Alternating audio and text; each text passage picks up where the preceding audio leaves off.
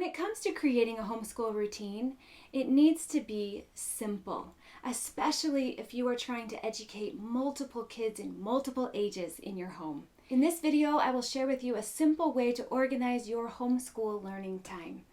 Hi, I'm Kenna, and I help parents inspire an environment of learning in their home. I'm glad you're here. So when I'm organizing our family learning time, I think of 3 different categories: lists, lessons, and together learning time. And really, they are divided into those categories in best done by themselves, best done one-on-one, and best done as a group.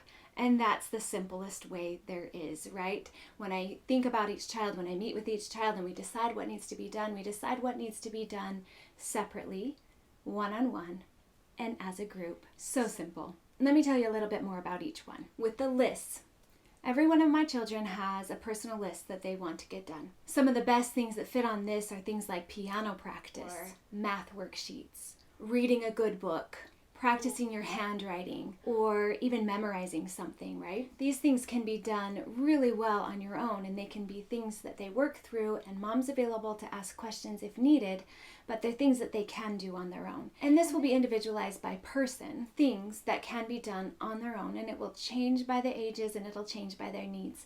But that's lists. That will be on their list.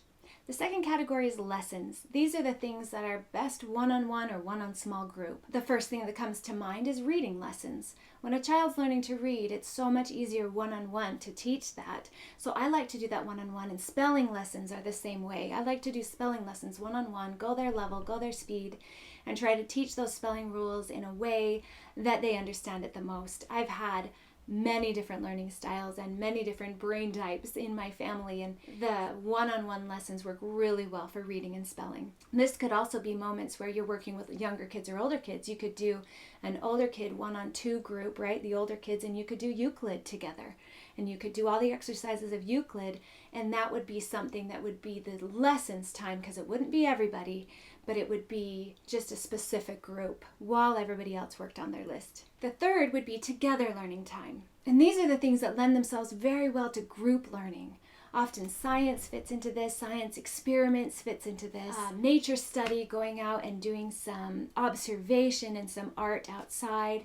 Maybe an art project, a different kind of art project could work really well in this group learning time as well, if you want to experiment with a certain type.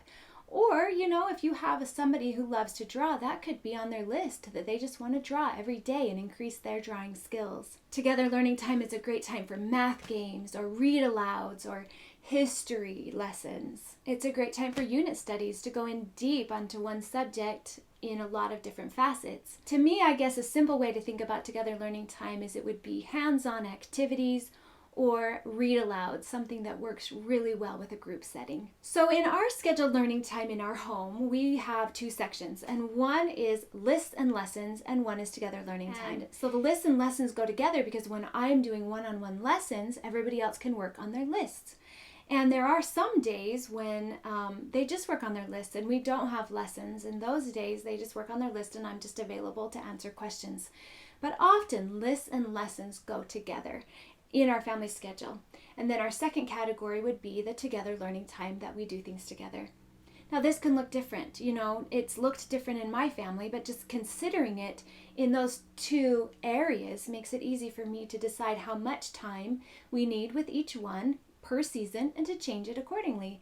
So we have had really long lists and lessons times, everyday lists and lesson times, with a little together learning time, devotional type at the very beginning, and then lists and lessons. We had a season like that. We've also done days where, one day is mostly listen and the next day is mostly together learning time, and we divide it by days. You can divide it equally. Half the morning is lesson, half the morning is together learning time, or, switch the order if it feels better.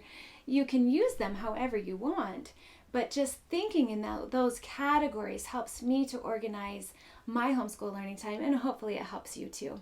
But really, whatever works for you. If they're in the same day, different organization, different time, what works for your family is best for your family. What's your struggle when it comes to organizing your learning time?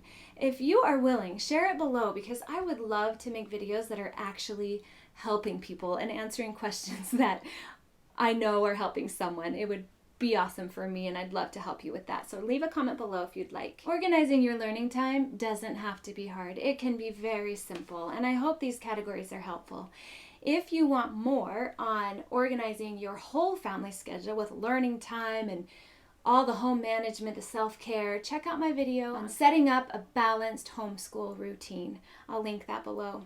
Thanks for watching. Here's to you, intentional parent, for seeking out the tools you need to create an environment of learning in your home. You've got this.